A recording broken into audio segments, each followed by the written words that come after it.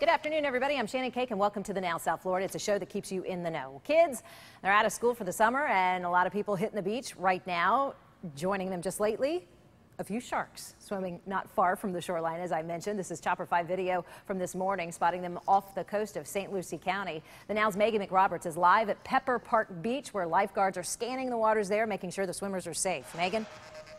Well, here at Pepper Park, you can see plenty of swimmers are back in the water, but today they have learned that can quickly change. Already today at Pepper Park Beach, 3 closures from shark spottings, and down the way at Waveland Beach. That beach has closed once today because of a shark swimming through the area. Right now, lifeguards are on watch. You can see they are flying a yellow flag right now just for precaution, to be alert, but they could quickly change that to 2 red flags, closing the beach every 30 minutes that they see a shark. And we've spoken to several families today, some staying out of the water altogether. Others are braving it, but being watchful. Now, the benefit today for lifeguards is that they do have very clear and calm water, making it easier to spot sharks. The lifeguards here at Pepper Park Beach saying they're also seeing a lot of pods of bait fish. They're alert, knowing that those could continue to attract sharks to the area.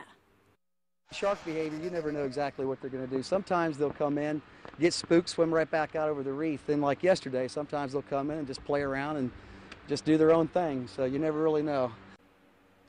Now, the lifeguard here at Pepper Park Beach tells me he believes he's seen a nurse shark, and while he says they're typically the least dangerous sharks, they're still going to call everyone out of the water for any kind of shark, because you have to keep in mind they are IDing those sharks from a distance, and they could always not be completely accurate as to what they're seeing.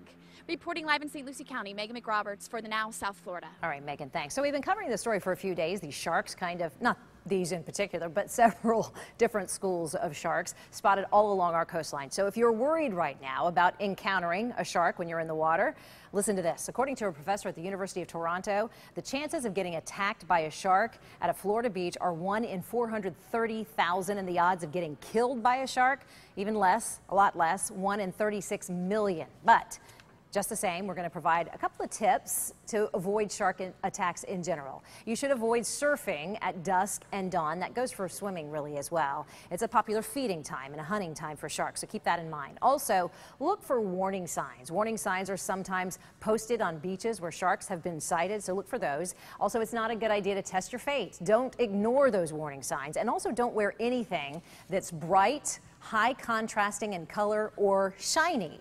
Shiny jewelry, for instance, can resemble the scales of a fish, and of course a shark would go after fish. That's what they're doing. Don't surf. Also, here's another tip: if you are bleeding, even just a little bit, or you have a scratch, you can potentially be attracting sharks within a 1-mile radius with a single drop of blood.